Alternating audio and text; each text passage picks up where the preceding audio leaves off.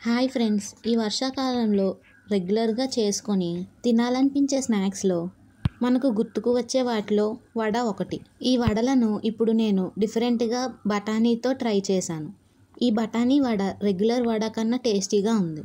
ఇప్పుడు ఈ బఠానీ వడని ఎలా చేయాలో చూద్దాం. మా వీడియోని చూసి లైక్, కమెంట్, షేర్ తప్పకుండా చేయండి.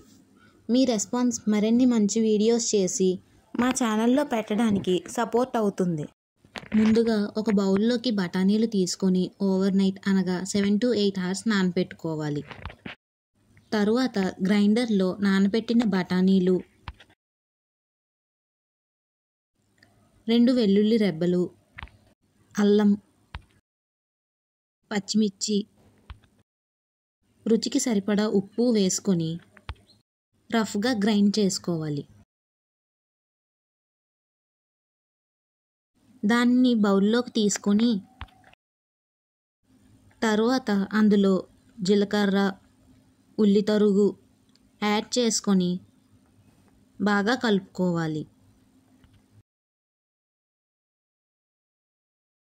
కలిపిన తరువాత వాటిని ఉండలుగా చేసుకొని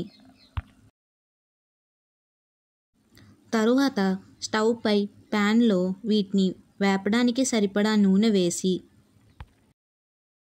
వేడెక్కిన తరువాత ఇక్కడ చూపించిన విధంగా చేసుకొని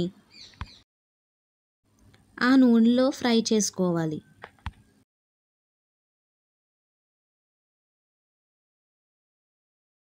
ఫ్రై అయిన తర్వాత వాటిని టిష్యూ పేపర్ ఉన్న బౌల్లోకి తీసుకొని సర్వ్ చేసుకోవాలి.